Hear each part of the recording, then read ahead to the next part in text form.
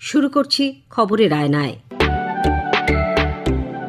আকাশবাণীর সংবাদ বিভাগের এই সাপ্তাহিক অনুষ্ঠান আপনাদের সামনে উপস্থাপন করবে এমন অনেক কিছু যেগুলি দৈনন্দিন খবরের ভিড়ের মধ্যেও বিশেষ উল্লেখের দাবি রাখে।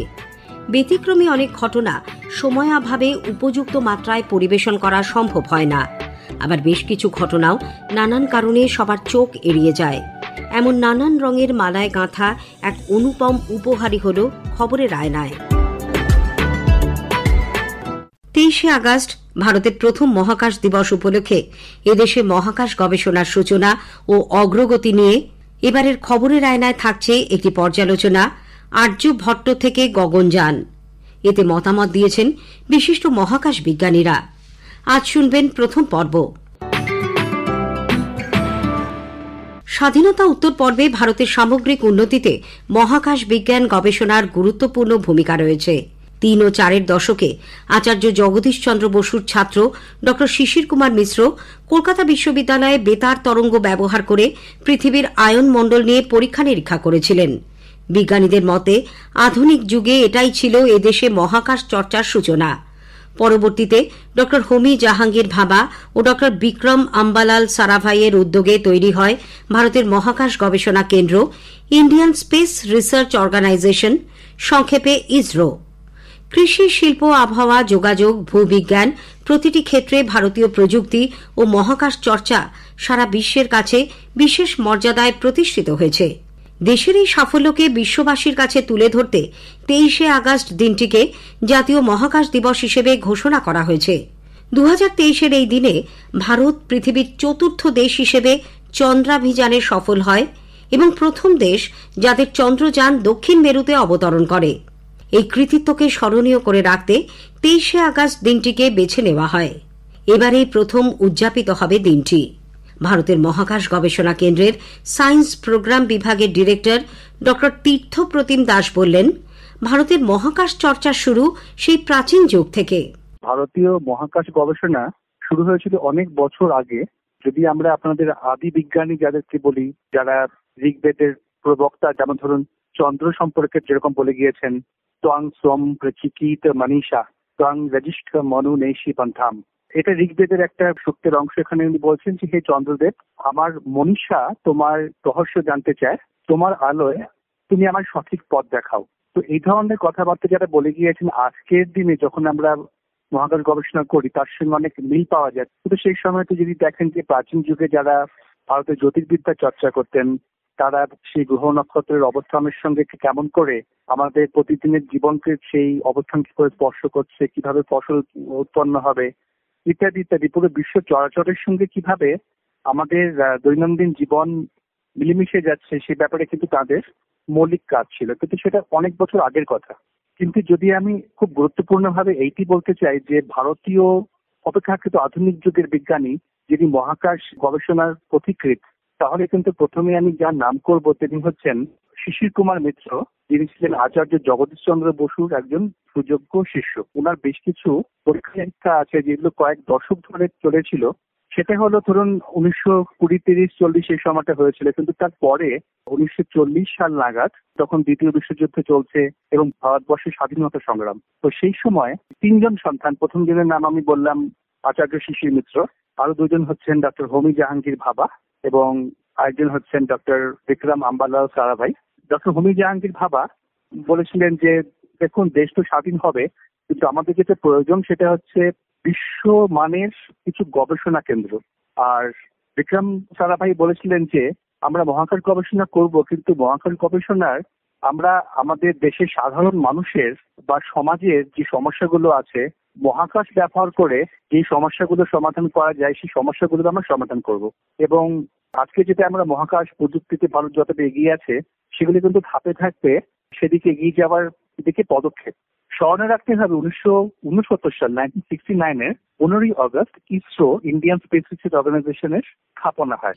জাতীয় মহাকাশ দিবসের তাৎপর্য ব্যাখ্যা করতে গিয়ে বিড়লা কারিগরি ও শিল্প সংগ্রহশালার অধিকর্তা ড শুভব্রত চৌধুরী বললেন, মহাকাশ বিজ্ঞানে আজকের ভারতের সাফল্য সম্ভব হয়েছে বিজ্ঞানীদের নিরলস এবং ধারাবাহিক সাধনার জন্যই। গত শতাব্দীর 70 দশকে প্রথমে 1975 সালে আর্যভট্ট এবং পরবর্তীকালে ভাস্কর নামের উপগ্রহ লঞ্চ করে ইসরোর যাত্রাপথ শুরু হয়। ভারতীয় বিজ্ঞানী এবং প্রযুক্তিবিদদের আস্তে আস্তে মহাকাশের দিকে আরো সুবিস্তৃত হয়ে চলার তারা শুরু করে। পরবর্তীকালে 80 দশকে SLV-3 রকেট, যার মাধ্যমে ভারতের প্রথম কমিউনিকেশন স্যাটেলাইট INSAT-1A, এবং 90 দশকের পোলার স্যাটেলাইট লঞ্চ ভেহিকল, যা আমরা PSLV, এবং Jio synchronise satellite launch vehicle, যাকে আমরা GSLV বলি, তার উৎক্ষেপণের মাধ্যমে মহাকাশ গবেষণা এদেশে অনেকটা এগিয়ে যায়। এই শতাব্দীর উল্লেখযোগ্য ভারতের মহাকাশ সংক্রান্ত সাফল্যের মধ্যে চন্দ্রযান-1, যা ভারতের চাঁদের অভিমুখে প্রথম মহাকাশ অভিযান এবং যার মাধ্যমে বিশ্বের বিজ্ঞানীদের কাছে চাঁদের জলের অস্তিত্বের বার্তা পৌঁছয়।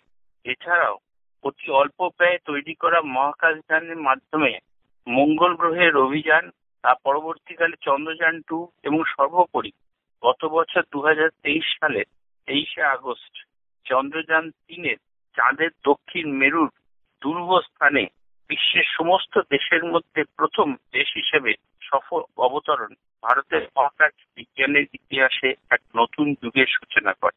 পরবর্তী সময়ে আদিত্য L1 নামের অবজারভেটরি টাইপের মহাকাশযান ল্যাগ্রাঞ্জ পয়েন্ট 1-এ প্রতিস্থাপন আরো মহাকাশ বিজ্ঞানের সাফল্যকে অনেকটা এগিয়ে নিয়ে যায়। এই সব ঐতিহাসিক সাফল্যকে বিশ্ববাসীর কাছে সঠিকভাবে তুলে ধরতে ভারত সরকার এই দিনটিকে, অর্থাৎ 23শে আগস্টকে জাতীয় মহাকাশ দিবস বা ন্যাশনাল স্পেস ডে হিসেবে ঘোষণা করে। ভারতে মহাকাশ চর্চা শুরু হয়েছিল সমাজ কল্যাণের দিকে লক্ষ্য রেখে, পৃথিবীর অন্যান্য দেশের মতো প্রতিরক্ষার কথা ভেবে নয়। এই বিষয়ে সহমত পোষণ করেছেন সব বিজ্ঞানীরাই। এমপি বিড়লা তারামণ্ডলের পূর্বতন অধিকর্তা ডক্টর দেবীপ্রসাদ দুয়ারি বললেন, ভারতের মতো গরিব দেশে মহাকাশ চর্চা বিলাসিতা, এই ধারণা সম্পূর্ণ ভুল। বিক্রম সারাভাই কিন্তু প্রথমেই যে কথাটা বলেছিলেন, সেই কথাটা আজও এই 55 বছর পরেও কিন্তু অত্যন্ত সত্য। সেই কথাটা হচ্ছে যে ভারতের মতো এত বিশাল জনসংখ্যার দেশ আর্থিকভাবে সেই সময় স্বাধীনতার পরবর্তী সময়ে ততটা ভারত হয়তো উন্নত ছিল না। তার ফলে তার মনে হয়েছিল যে অনেক মানুষের মনে হতে পারে যে মহাকাশ গবেষণা ভারতের মতো একটা তথাকথিত গরিব দেশের পক্ষে বোধহয় খুব একটা ঠিক কাজ হচ্ছে না। কেন ভারতের উচিত ভারতের যে জনসাধারণ, তার যে জীবনের মানোন্নয়ন, নিজেদের উন্নতি বৃদ্ধি, এইগুলো থেকে নজর দেওয়া। কিন্তু বিক্রম সারাভাই বলেছিলেন, আমাদের মহাকাশ গবেষণা সংস্থার কাজ এমন হবে যা কিনা প্রতিটি সাধারণ ভারতীয় নাগরিকের জীবনকে সুষ্ঠুভাবে উন্নতি এবং প্রগতির লক্ষ্যের দিকে এগিয়ে নিয়ে যেতে পারে। এবং সব থেকে বড় কথা এই হচ্ছে যে পৃথিবীর ইতিহাসে ইসরো হচ্ছে বোধহয় প্রথম সংস্থা যা কিনা মহাকাশ গবেষণা করছে, অনেক রকেট পাঠাচ্ছে, অনেক স্যাটেলাইট লঞ্চ হচ্ছে, চাঁদে নামছে, মঙ্গল গ্রহের কাছে যাচ্ছে, কিন্তু তার সঙ্গে তার পাশাপাশি গত 55 বছরে প্রভূতভাবে চেষ্টা করে চলেছে যে ভারতবর্ষ সম্পর্কে আমরা যাতে জানতে পারি, ভারতবর্ষে যে সমস্ত খনিজ পদার্থ আছে, যে সমস্ত জল সম্পদ আছে, যে সমস্ত ভূ সম্পদ আছে, সেগুলোকে জানতে পারি, যাতে পরবর্তীকালে সেগুলোকে ব্যবহার করে আমাদের উন্নতি সাধন হয়। তেমনই বিশাল ভারতবর্ষের প্রতিটি নাগরিকের কাছে যেন শিক্ষার আলো পৌঁছতে পারে বা বিভিন্ন সরকারি যে সমস্ত সুবিধাগুলো আছে তার সম্পর্কে পৌঁছতে পারে স্যাটেলাইটের মাধ্যমে। আপনারা জানলে অবাক হবেন, রিমোট সেন্সিং মানে দূর অনুধাবন। পৃথিবীতে ভারতবর্ষের রিমোট সেন্সিং যে উদ্যোগ সব থেকে বেশি শক্তিশালী বলে পৃথিবীর অন্য দেশ মেনে নিয়েছেন। এবং এই ইনফ্রারেড মানে অবলোহিত রশ্মিতে দূর থেকে ভারতবর্ষকে পুঙ্খানুপুঙ্খভাবে দেখে চলেছে ইসরোর পাঠানো বিভিন্ন উপগ্রহ প্রায় গত 40 বছর ধরে। মহাকাশ চর্চায় প্রাথমিকভাবে জনকল্যাণের এই দিক প্রতিটি ভারতবাসীর জন্য গর্বের, বললেন ইসরোর বিজ্ঞানী ডক্টর তীর্থপ্রতিম দাস। অন্যান্য দেশের মহাকাশ গবেষণার ইতিহাস যদি আপনি দেখবেন কোনো না কোনোভাবে সেই মহাকাশ গবেষণার যাত্রা প্রতিরক্ষা দিয়ে শুরু হয়েছিল। কিন্তু ভারতবর্ষের আজকে আমরা খুবই গর্বিত মহাকাশ দিবসও আমরা পালন করছি, সেই মহাকাশ যাত্রা কিন্তু শুরু হয়েছিল কোনো প্রতিরক্ষা সংক্রান্ত ব্যাপার দিয়ে নয়, দুটো ব্যাপার দিয়ে। প্রথমত বিজ্ঞান ছিল প্রথম মোটিভেশন। দ্বিতীয় মোটিভেশন ছিল সোসাইটাল অ্যাপ্লিকেশন। 1947 ভারত স্বাধীন হওয়ার পর ধরুন 3 দশক হতে চলেছে, তখন ভারতের যা যা সমস্যা থাকা সম্ভব সবই আছে। সেখানে শিক্ষা বলুন, গভর্নেন্স বলুন, মেডিকেল বলুন, সব রকম সমস্যা আছে এবং অত বড় একটা দেশ। সুতরাং তখন দেখানো হলো যদি এই স্যাটেলাইট প্রযুক্তির সাহায্য নেওয়া যায় তাহলে কিন্তু আমরা জনহিতকর অনেক কাজকর্ম করতে পারি। ঠিক কিরকম জনহিতকর কাজকর্ম? আপনি যদি দেখেন যে রামকৃষ্ণ বলছেন গিরিশ ঘোষকে যে হ্যাঁ তুই থিয়েটার করবি, থিয়েটারে লোক শিক্ষা হয়, লোক শিক্ষা দিতে পারেন থিয়েটার করে। তো সেটাকে কাজে লাগানো হলো যে অনুষ্ঠান তৈরি করবে এমন ভাবে যাতে করে যিনি চাষ করছেন তিনি চাষবাস সম্পর্কে বেশ কিছু তথ্য পান, সেরকম অনুষ্ঠান তৈরি করা হলো। তখন আহমেদাবাদে এখন যে স্পেস অ্যাপ্লিকেশন সেন্টার আছে সেখানে ডেকু বলে একটা সেন্টার ছিল। তো সেই সেন্টারে এরকম স্টুডিও করে এই ধরনের অনুষ্ঠান করা হতো, যে চাষিদের জন্য উপযুক্ত অনুষ্ঠান, বিভিন্ন সামাজিক সচেতনতা বাড়ানোর জন্য অনুষ্ঠান ইত্যাদি ইত্যাদি সমস্ত হতো। এবং টেলিভিশন তো সব জায়গায় ছিল না, আজকে যেরকম ঘরে ঘরে টেলিভিশন আছে। তখন কয়েকটা জায়গায় টেলিভিশন রাখা হতো, গ্রামের কোনো হেডমাস্টার তার দায়িত্বে রাখা হতো, সন্ধ্যেবেলা সবাই গ্রামের লোক এসে শুনতো এরকম ঘটনা। Societal application. শুভব্রত বাবু বললেন, ইনস্যাট-1 উপগ্রহর উদ্দেশ্যই ছিল এত বড় দেশকে এক সূত্রে গাঁথা। 1960s যে চন্দ্রযান হয় সেটা কিন্তু তদানীন্তন ইউএসএসআর এবং ইউএসএ তাদের মধ্যে যৌথ কম্পিটিশনই কিন্তু এই ছিল। তার মধ্যে বিজ্ঞান সাধনার অতটা ব্যাপার ছিল না। কিন্তু আমাদের দেশে যখন আমরা শুরু করলাম মহাকাশ বিজ্ঞানের যত এগিয়ে নিয়ে যাওয়ার চেষ্টা, তার প্রধানত ছিল হলো মানব কল্যাণের জন্য। আমাদের এত বড় দেশ, কিভাবে আমরা এখানে কৃষিকার্য করব, কোথায় কি করব, এই সমস্ত কি ম্যাপিং, যেরকম আস্তে আস্তে স্থাপন হলো রিমোট সেন্সিং এজেন্সি, তারা কি করলো সারা ভারতবর্ষকে ম্যাপিং করলো, কোন জায়গায় কি ধরনের টপোগ্রাফিক্যাল সিচুয়েশন রয়েছে সেটা জানা। আবহাওয়ার ব্যাপারগুলো খুব গুরুত্বপূর্ণ হলো। যেটা বললাম যে ইনস্যাট-1 যে কমিউনিকেশন স্যাটেলাইট চালু হলো, তার একটা কারণ ছিল এত বড় দেশ সেটাকে কিভাবে হলো একসঙ্গে এক সূত্রে বেঁধে রাখা যায়। যোগাযোগ ব্যবস্থা কিংবা হলো আমাদের দেশে বিভিন্ন যে স্যাটেলাইট বেস পড়াশোনা শুরু হয়েছে, কমিউনিকেশন শুরু হয়েছে, কিংবা হলো টেলিমেডিসিন শুরু হয়েছে, এই সমস্তগুলো কিন্তু আমরা স্যাটেলাইটের সাহায্য নিয়ে থাকি। সুতরাং মহাকাশ বিজ্ঞানের অন্যান্য দেশের তুলনায় আমাদের একটা বিশেষ মাত্রা হচ্ছে যে একটা জনকল্যাণমূলক যে অ্যাপ্রোচ, সেই অ্যাপ্রোচটা কিন্তু সত্যি সারা পৃথিবীর কাছে সাধুবাদ পেয়েছে। জাতীয় মহাকাশ দিবস উপলক্ষে পক্ষকালব্যাপী নানান অনুষ্ঠানের আয়োজন করেছে বিড়লা কারিগরি ও শিল্প সংগ্রহশালা।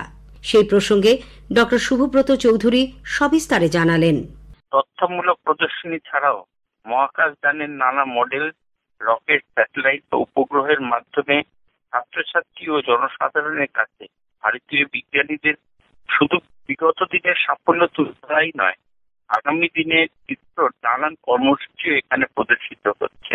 গগনযান মডেলের মাধ্যমে 2025 সালে প্রথম ভারতের মাটি থেকে মহাকাশচারী পাঠানোর খুঁটিনাটি, আগামী 5-7 বছরের মধ্যে স্পেস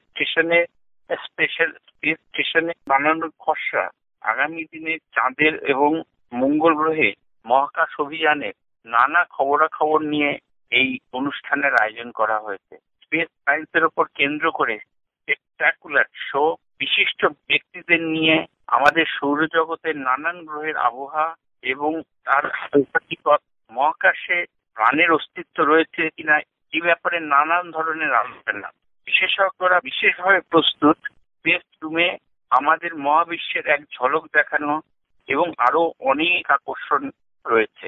আশা রাখবো শুধু স্কুলের শিক্ষক শিক্ষিকা বা বাড়ির বাবা মাই নয়, সাধারণ মানুষও এই ঐতিহাসিক মিউজিয়ামে এসে বিজ্ঞানের আস্বাদ অনির্বাচনীয়ভাবে উপভোগ করবেন। আর্যভট্ট থেকে গগনযানের দ্বিতীয় পর্ব শুনবেন আগামী সপ্তাহে। আজকের আয়নায় শেষ করার আগে একটা অনুরোধ, আপনাদের কেমন লাগলো এই অনুষ্ঠান ইমেইলে জানান অথবা আকাশবাণী সংবাদের সোশ্যাল মিডিয়া পেজে। সেরা চিঠির উল্লেখ থাকবে প্রেরকের নাম সহ। আজ এই পর্যন্তই। আবার আগামী সপ্তাহে ঠিক এই সময় আকাশবাণীর সংবাদ বিভাগ প্রযোজিত খবরের আয়নায় নিয়ে আসব আপনাদের সামনে। ভাষ্য পাঠে ধৃতি সেন শর্মা, সংকলন ও প্রস্তুতি অভিজিৎ চক্রবর্তী।